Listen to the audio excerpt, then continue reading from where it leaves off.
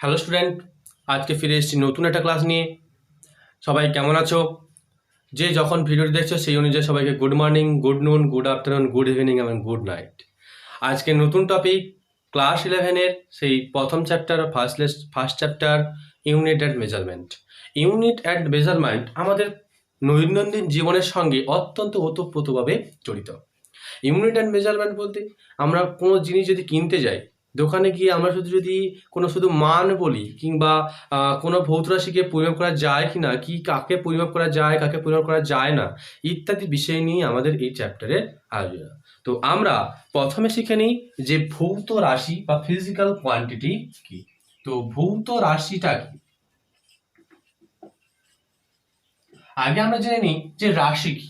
রাশি বলতে আমরা প্রকৃতিতে যা কিছু দেখতে পাই, দুঃখ, কষ্ট, ভর, দৈর্ঘ্য, সময়, তড়িৎ প্রবাহ মাত্রা, দীপন প্রাবল্য প্রভৃতি জিনিসই হচ্ছে আমাদের ভৌত রাশি। রাশি। রাশির মধ্যে আবার দুটো জিনিস আছে। একটা, আমি ধরো কিছু কিছু রাশিকে পরিমাপ করা যায়, দৈর্ঘ্য, ভর, সময়, তড়িৎ প্রবাহ মাত্রা, আয়তন, ক্ষেত্রফল, ঘনত্ব, স্পেসিফিক অর্থাৎ আপেক্ষিক ঘনত্ব ইত্যাদি সমস্ত রাশিকে পরিমাপ করা গেলেও কিছু কিছু জিনিস আছে যেটাকে পরিমাপ করা যায় না। আনন্দ, দুঃখ, ভয়, ঘৃণা, ভালোবাসা, প্রেম, এই সমস্ত জিনিসকে কিন্তু কখনোই পরিমাপ করা যায় না। আমি গোলাপ ভালোবাসি, এই যে ভালোবাসা, গোলাপকে ভালোবাসা জিনিসটা, যে গোলাপকে কত পরিমাণ ভালোবাসি, যে 5 একক ভালোবাসি কি 10 একক ভালোবাসি, এইটা কিন্তু কখনোই পরিমাপ করা যায় না। তবে আমি যদি হেঁটে বাড়ি থেকে স্কুলে যাই, এই স্কুলে যাওয়ার পথে আমি যে দূরত্ব অতিক্রম করেছি এটাকে কিন্তু পরিমাপ করা যায়। তো যে সমস্ত রাশিকে পরিমাপ করা যায় তাকেই বলা হচ্ছে ভৌত রাশি। যে সমস্ত রাশি পরিমাপ যোগ্য তাকে বলা হয়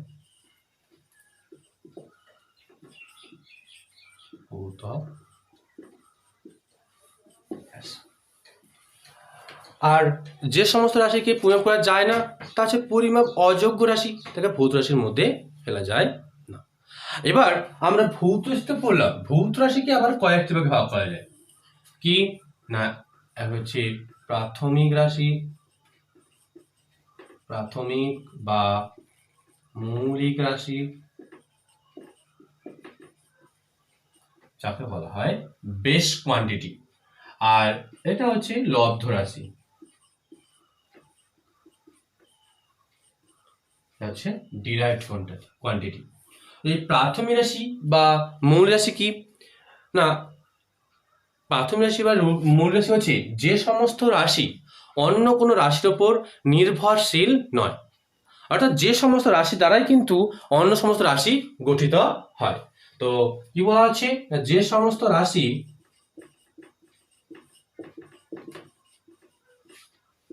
অন্য রাশির ওপর নির্ভরশীল নয়, অন্য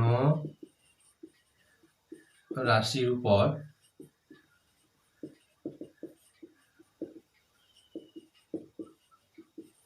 নির্ভরশীল নয়, অন্য সমস্ত রাশি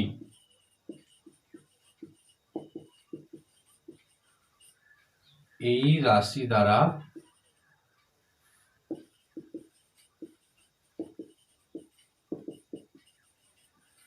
গঠিত হয়, তাদের মৌলিক বা প্রাথমিক রাশি বলা হয়। অর্থাৎ যে সমস্ত রাশি অন্য রাশির উপর নির্ভরশীল নয়, যদি ভর, কোনো বস্তুর ভর এইটা অন্য কোনো রাশির উপর নির্ভরশীল নয়, তবে ভর দিয়েই ঘনত্ব কিংবা অন্যান্য অনেক ভৌত রাশি আমরা নির্ণয় করতে পারি। তবে আমরা এই ভর, এই যে যে সমস্ত রাশি অন্য কোনো রাশির উপর নির্ভরশীল নয়, অন্য সমস্ত রাশি এই রাশি দ্বারা গঠিত হচ্ছে, তাদেরকেই বলা হয় মৌলিক রাশি। এই প্রকৃতিতে মোট 7টি মৌলিক রাশি বর্তমান আছে। কি কি না, ভর, দৈর্ঘ্য, সময়, তড়িৎ প্রবাহ, মাত্রা, তাপমাত্রা,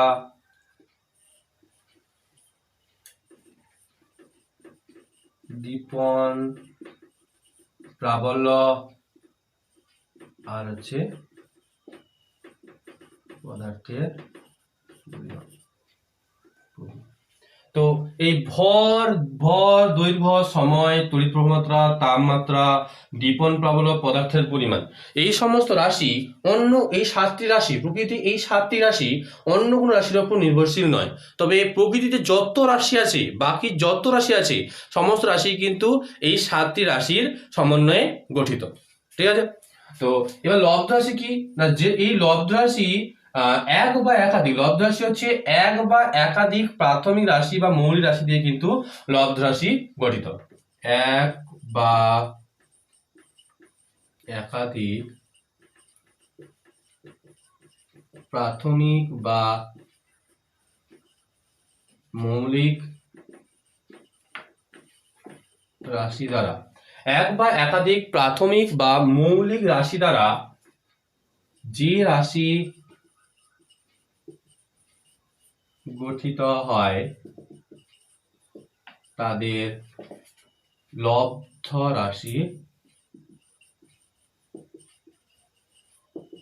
বলা হয়, তাদের লব্ধ রাশি বলা হয়। যেমন এই 7টি রাশি বাদ দিয়ে যে সমস্ত রাশি আমাদের প্রকৃতিতে আছে তাহলে সবই হচ্ছে লব্ধ রাশি। কিরকম না, আমরা দেখি যে ক্ষেত্রফল কি না, ক্ষেত্রফল সমান হচ্ছে দৈর্ঘ্য ইন্টু প্রস্থ। আবার আয়তন কি না, দৈর্ঘ্য ইন্টু প্রস্থ ইন্টু উচ্চতা। আবার ঘনত্ব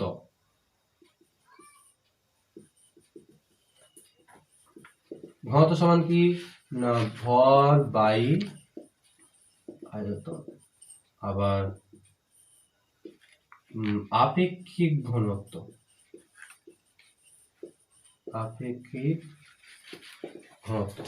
সমান কি না, পদার্থের ঘনত্ব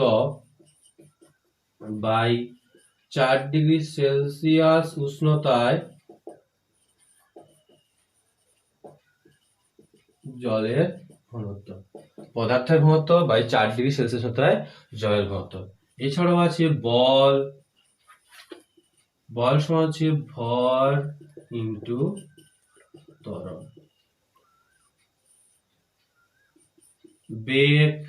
বেগ সমান হচ্ছে সরণ বাই সময়। ত্বরণ বেগের পরিবর্তন বাই সময়। আবার কার্য সমান হচ্ছে প্রযুক্ত বল ইন্টু সরণ। এই সমস্ত রাশি আমরা দেখতে পাচ্ছি যে ক্ষেত্রফল হচ্ছে দৈর্ঘ্য ইন্টু প্রস্থ, অর্থাৎ এই ক্ষেত্রফলটা দুটি দৈর্ঘ্যের গুণফল। আবার আয়তন আমরা দেখতে পাচ্ছি, আয়তন হচ্ছে দৈর্ঘ্য ইন্টু প্রস্থ ইন্টু উচ্চতা। আয়তন 3টি দৈর্ঘ্যের গুণফল। ঘনত্ব কি না, ঘনত্ব হচ্ছে ভর বাই আয়তন। ভর একটা মৌলিক রাশি, আয়তন আর একটি লব্ধ রাশি। আয়তন হচ্ছে 3টি মৌলিক রাশি, মানে একই প্রকারের বা একই সমরাশি বিশিষ্ট 3টি মৌলিক রাশির গুণফল। তো এই ভর মৌলিক রাশি, একাধিক মৌলিক রাশি দিয়ে তো ঘনত্ব গঠিত হচ্ছে। আবার আপেক্ষিক ঘনত্ব, পদার্থের ঘনত্ব বাই 4 ডিগ্রি সেলসিয়াস জলের ঘনত্ব। বল ভর ইন্টু ত্বরণ, ভর মৌলিক রাশি, ত্বরণ সমান কি না, বেগের পরিবর্তন বাই সময়। তো বেগ আবার কি না, বেগ হচ্ছে সরণ বাই সময়। বেগও একটা লব্ধ রাশি। তো এতে দেখতে পাচ্ছি যে এই সমস্ত রাশি অসংখ্য দুই বা ততোধিক মৌলিক রাশি বা প্রাথমিক রাশি দ্বারা কিন্তু এই সমস্ত রাশি গঠিত হচ্ছে। তো তাই কারণে এই সমস্ত রাশিকে আমরা লব্ধ রাশি বা ডিরাইভড কোয়ান্টিটি বলতে পারি। তো আমরা জেনে নিয়েছি যে সমস্ত রাশিকে প্রয়োগ করা যায় তাকেই বলা হচ্ছে ভৌত রাশি। এবার ভৌত রাশি পরিমাপ করব কিভাবে? না, আমরা কোনো কিছু জিনিস ধর দোকানে আমরা গেছি, তো কোনো কিছু জিনিস পরিমাপ করতে হবে। তো আমরা যদি কিছু চাল ডাল কিংবা চিনি কিনি, তো আমাদেরকে শুধু যদি আমি দোকানে গিয়ে বলি যে 2 কেজি চিনি, দু চিনি দাও, সেটা কি লোকে বুঝতে পারবে? সে এই জন্য 2 গ্রাম কি 2 কেজি সেটা আমাকে উল্লেখ করতে হবে। তো পরিমাপ করতে আমাদের কিসের প্রয়োজন? না, কোনো ভৌত রাশিকে পরিমাপ করার জন্য ভৌত রাশি অর্থাৎ ফিজিক্যাল কোয়ান্টিটিকে যদি পরিমাপ মানে প্রকাশ করতে চাই, তো সঠিকভাবে যদি কোনো প্রকাশ করতে, ধরো আমি দোকান থেকে চাল কিনে নিয়ে এসে ফিরছি, কেউ যদি আমাকে জিজ্ঞাসা করে যে ব্যাগে কি আছে, তখন আমি বলবো যে চাল আছে। তো সে যদি আমাকে জিজ্ঞাসা করে যে কত পরিমাণ চাল আছে, মানে চালের এখানে কি আছে, চালটা ভৌত রাশি, যে তার আমি ভর কিংবা পরিমাপ করতে পারি। তো চালটা পদার্থ, ভৌত রাশিটা আছে তার ভর, তো সেটাকে আমরা পরিমাপ করতে পারি। এবার কথা হচ্ছে যে তাকে আমি প্রকাশ তার যে ভৌত সেটাকে প্রকাশ করব কিভাবে? না, আমি বলছি যে আমার ব্যাগে 2 কেজি কি 3 কেজি কি 5 কেজি চাল আছে। তার জন্য আমার কিসের প্রয়োজন? যে 5 কেজি, অর্থাৎ একটা মান আছে 5, মান আছে n5। আর এই যে কেজিটা কি না, কেজিটা হচ্ছে একক, ইউনিট। ঠিক আছে, তাই ভৌত জীবন প্রকাশ করতে হলে আমাকে তার মানের প্রয়োজন এবং তার এককের প্রয়োজন। এখানে কিউ বলতে আমরা ফিজিক্যাল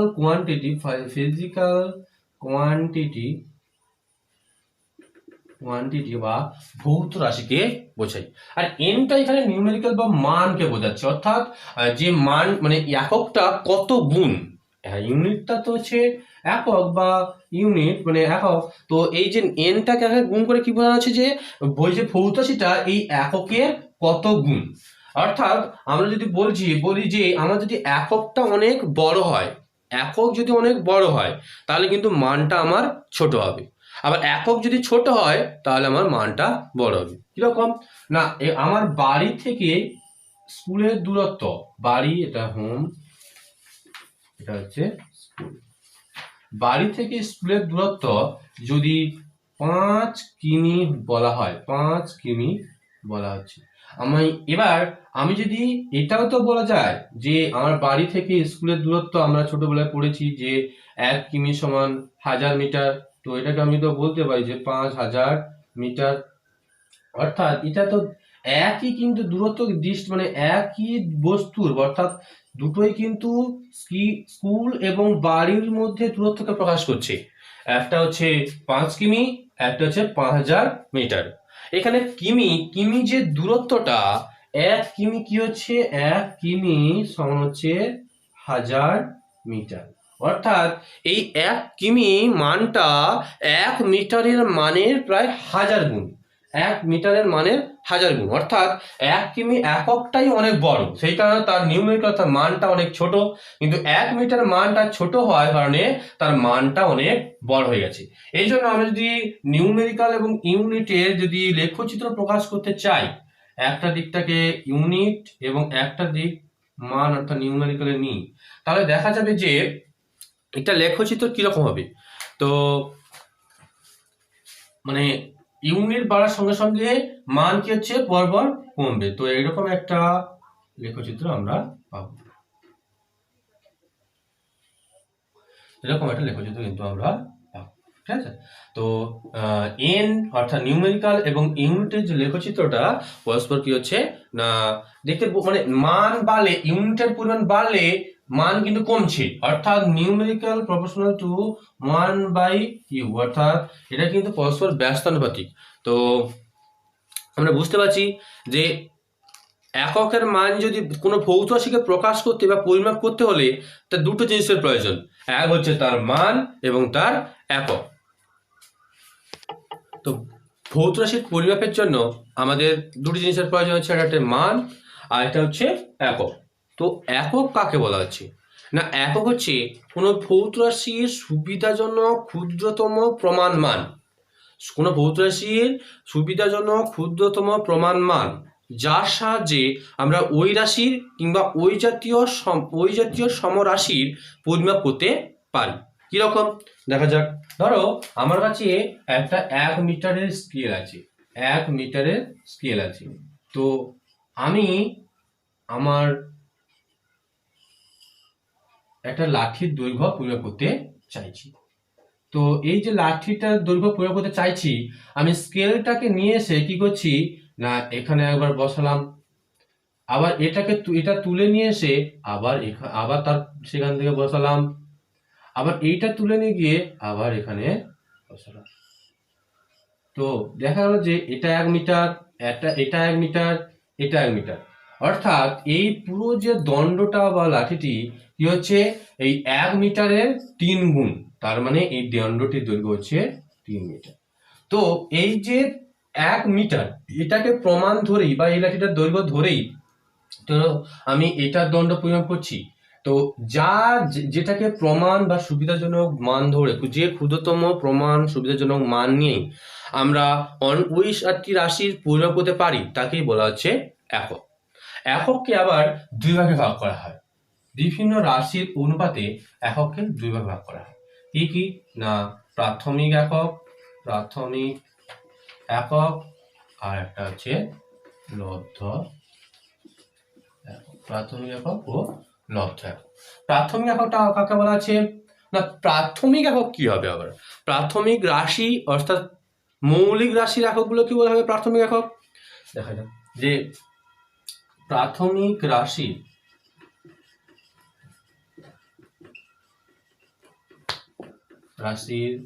একক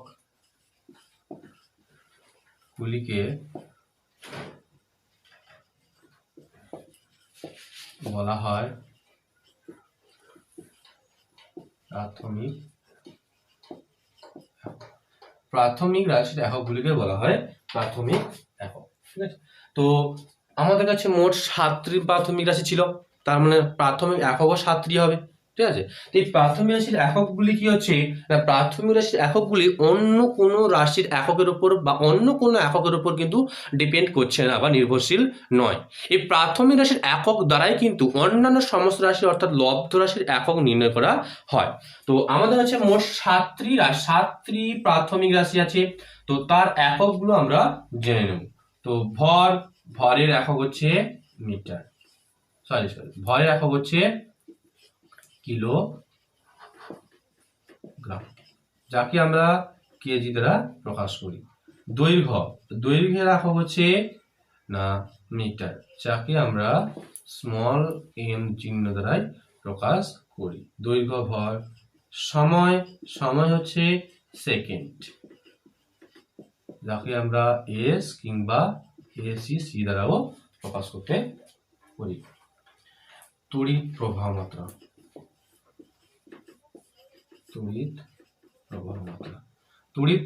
কি, প্রবাহ মাত্রা এককটা হচ্ছে অ্যাম্পিয়ার, যাকে আমরা এ দ্বারা প্রকাশ করে থাকি।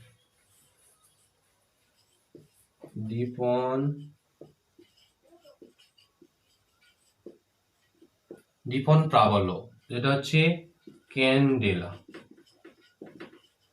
ক্যান্ডেলাকে আমরা সিডি দ্বারা প্রকাশ করি। তাপমাত্রা, যার একক হচ্ছে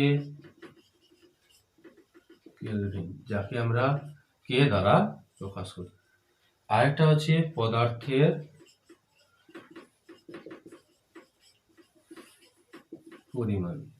পরিমাণটা কি না একক হচ্ছে মোল, যাকে আমরা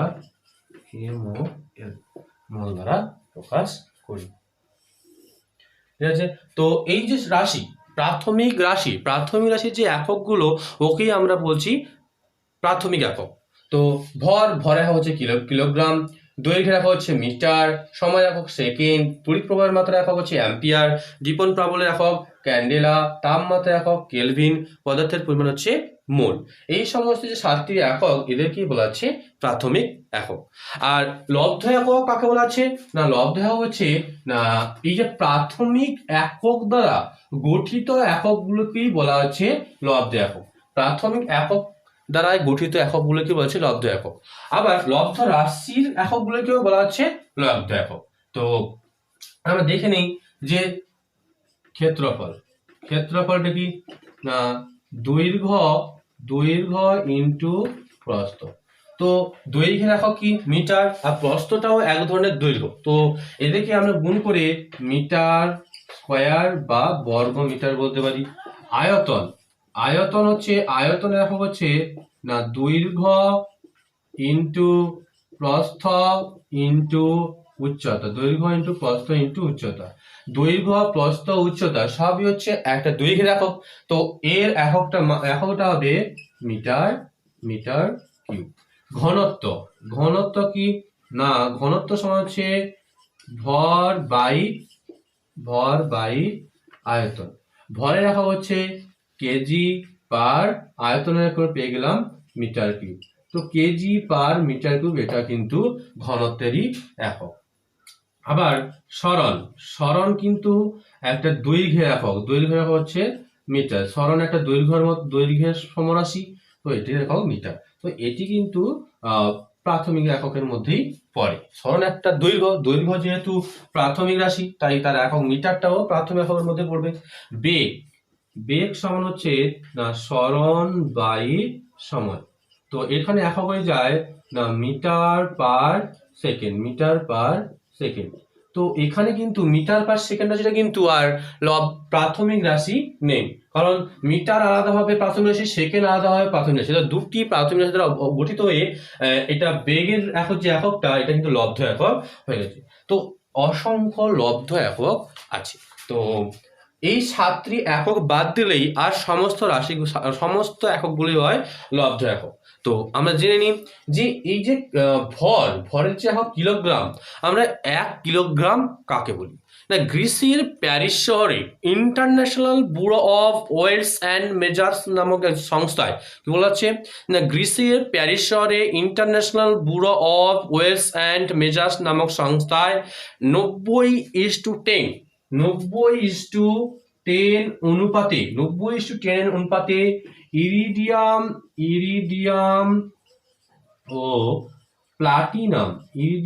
ও প্লাটিনাম ধাতুর, এই দুটি ধাতুর সংকর ধাতুর তৈরি একটা নিরেট চোঙ আছে।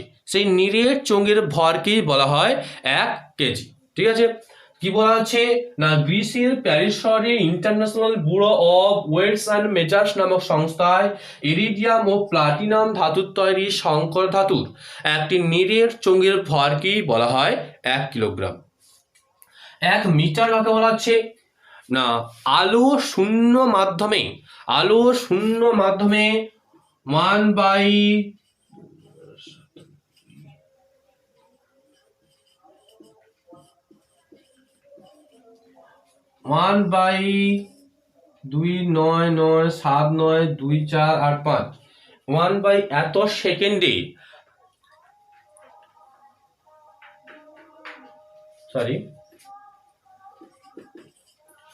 এত সেকেন্ডে যে দূরত্ব অতিক্রম করে তাকে বলা হচ্ছে 1 মিটার। কি বলছে না আলো শূন্য মাধ্যমে 1/29979245 এত সেকেন্ডে যে দূরত্ব অতিক্রম করছে তাকেই বলা হচ্ছে 1 মিটার। এবার আমরা জেনে নিই যে 1 সেকেন্ডের সংখ্যাটা কি না সিজিয়াম 133, সিজিয়াম 133। তো এবার আমরা জেনে নিই সেকেন্ডের সংজ্ঞা কি বলা আছে না সিজিয়াম 133 ধাতু কি করে না এক ধরনের রশ্মি বিকিরণ করে। তো ধাতুর একটি নির্দিষ্ট তরঙ্গ দৈর্ঘ্যের বিকিরণ তরঙ্গের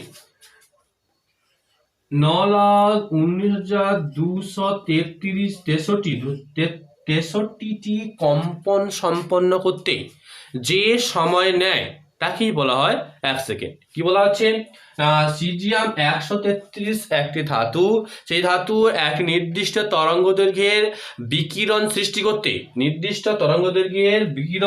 কি করছে তরঙ্গের 9,19,263টি কম্পন সম্পন্ন করতে 9,19,263টি কম্পন সম্পন্ন করতে যে সময় নেয় তাকেই বলা হচ্ছে 1 সেকেন্ড। ঠিক আছে,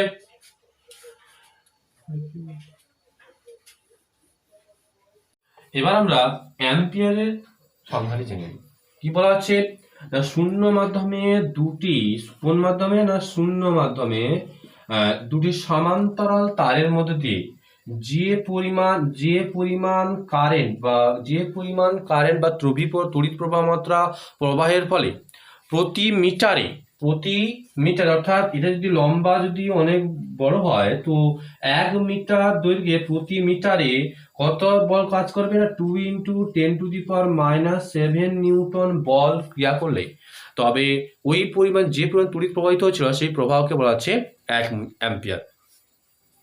কি বলা হচ্ছে না শূন্য মাধ্যমে দুটি সমান্তরাল তারের মধ্যে মধ্যবর্তী দূরত্ব কত মিটার হতে হবে না 1 মিটার হতে হবে, মানে তার দুটিকে 1 মিটার দূরে রাখতে হবে। শূন্য মাধ্যমে দুটি সমান্তরাল তারের মধ্যবর্তী দূরত্ব 1 মিটার হলে তারটির মধ্যে যে পরিমাণ তড়িৎ প্রবাহের কারণে তার দুটিতে প্রতি 1 মিটার বা প্রতি একক মিটারে যে পরিমাণ 2 × 10⁻⁷ নিউটন বল কাজ করলে তো ওই প্রবাহমাত্রাকে বলা হচ্ছে 1 অ্যাম্পিয়ার। আর কেলভিন কাকে বলা হচ্ছে না কেলভিন হচ্ছে কেলভিন স্কেলে জলের ত্রিদশা বিন্দুর 1/273.16 অংশকে 1/273.16